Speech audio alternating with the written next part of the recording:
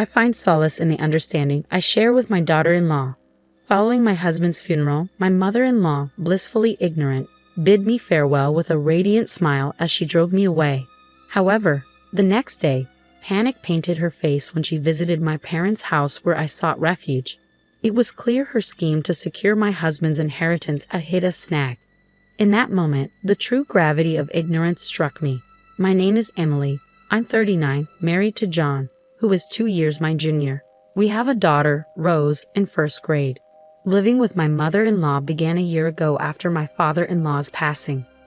Concerned about her solitude in their spacious home, I agreed to the cohabitation. Initially, we split living expenses, offering some relief. Yet, unexpected challenges emerged as my mother-in-law started criticizing me for sharing household chores with my husband. She disapproved, asserting that it was unfit for the head of the family to engage in such tasks.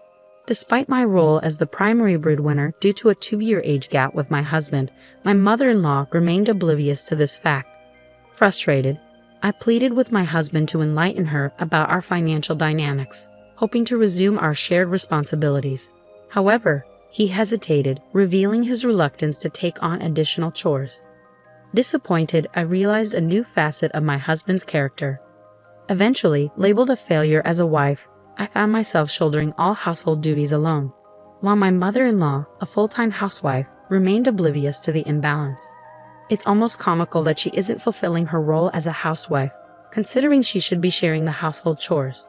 With my husband now liberated from domestic duties, he started venturing out alone on his days off, donning casual attire despite claiming to be at work. Skepticism gnawed at me, questioning the authenticity of his purported work engagements. Moreover, on weekends, he began frequently checking his smartphone, leaving me curious about what captivated his attention. Despite my interest, he guarded his phone closely, leaving no opportunity for me to investigate.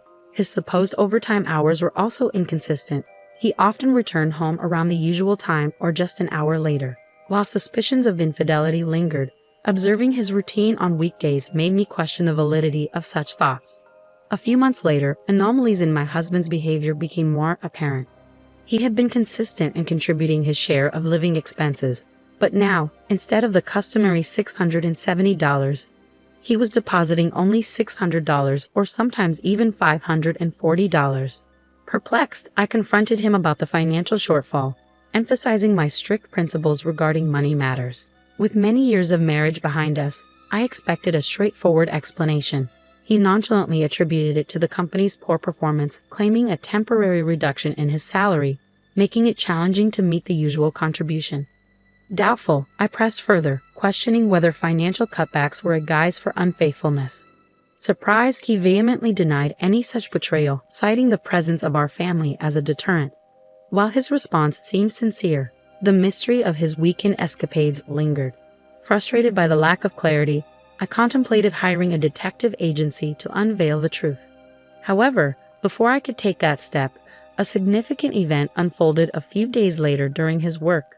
A call from an unfamiliar number shattered the tranquility of my day. It turned out to be my husband's boss. The voice on the other end, the embodiment of concern, disclosed a distressing truth.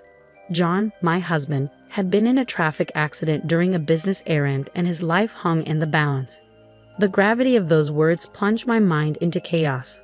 The notion of danger to his life left me momentarily paralyzed, but soon reality snapped back.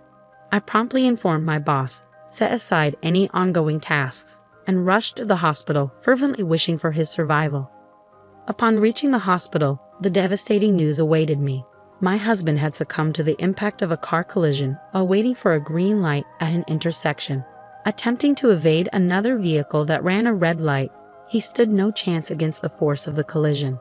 His instant demise left me grappling with an overwhelming torrent of responsibilities. Last year, I had experienced the rituals of wake and funeral preparations with the passing of my father-in-law. But then, I had my husband by my side. Now, I faced the daunting task alone. My grief-stricken mother-in-law, lost in a daze, proved incapable of offering assistance.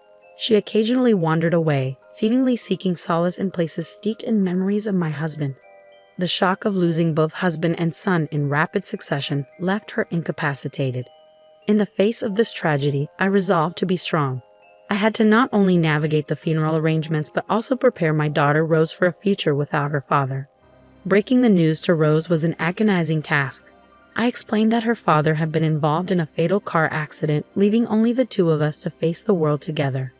Despite the uncertainty of her understanding, I felt compelled to share this harsh reality with her. As we progressed through the wake, the day of the funeral arrived, ushering in a new wave of emotions. The tension mounted, and I found myself unable to contain the flood of tears. My mother-in-law, seemingly concerned about my emotional state, approached me and uttered something utterly unbelievable.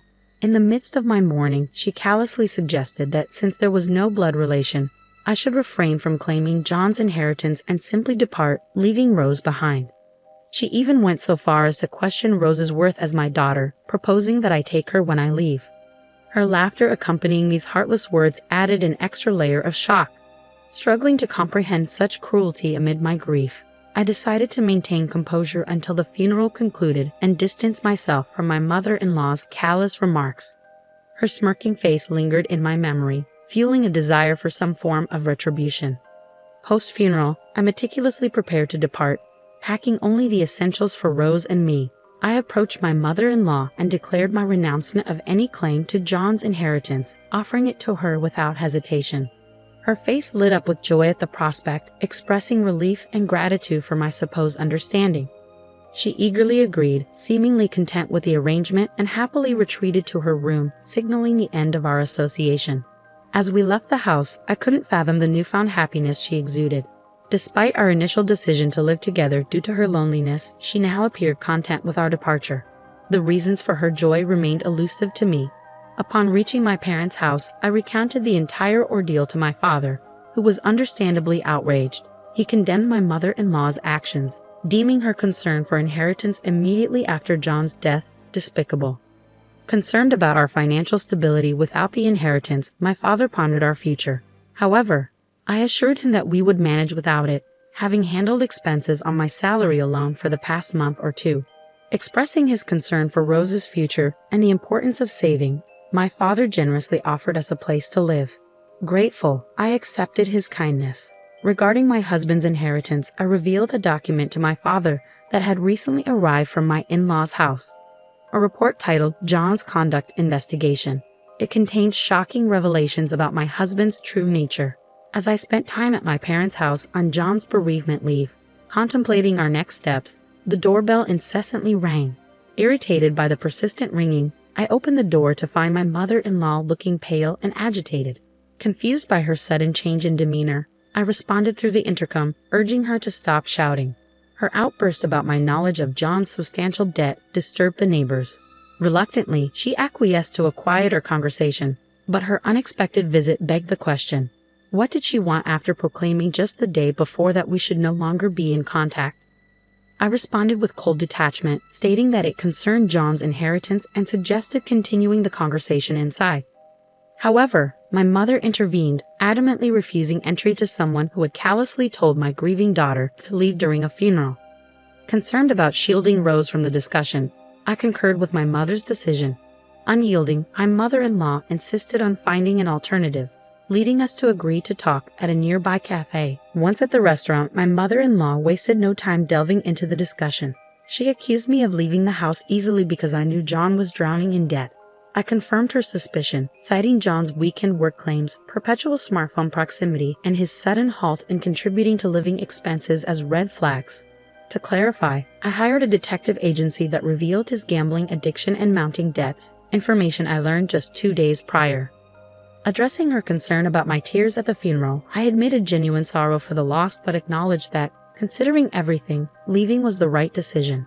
Intrigued, she questioned the total amount of John's debt. Startled, I revealed a demand letter I received that day, a staggering $6,700, contributing to a grand total of $33,700 in debt. I warned her that unless she renounced the inheritance, she'd be burdened with the entire sum. Dismayed by the revelation, my mother-in-law stuttered, confessing that the inheritance from her husband was already spent, $13,500 on luxury items, anticipating John's inheritance. This expenditure explained her post-funeral shopping sprees. Realizing her financial recklessness, I acknowledged my inability to assist with her debt and urged her to handle the renunciation herself. I left, and in subsequent events, she managed to renounce John's negative inheritance, but the $13,500 debt remained. Attempts to seek help from relatives failed due to the rumors of her actions on the day of the funeral. In contrast, life for Rose and me took a positive turn. Despite Rose transferring schools, she embraced her new environment energetically. Living with my parents allowed me to focus on work, providing a stable income. We now spend quality weekends together, exploring shopping malls, visiting theme parks, and enjoying activities we couldn't during John's lifetime. Supported by my loving parents, our days are filled with smiles, and I am determined to sustain this newfound happiness.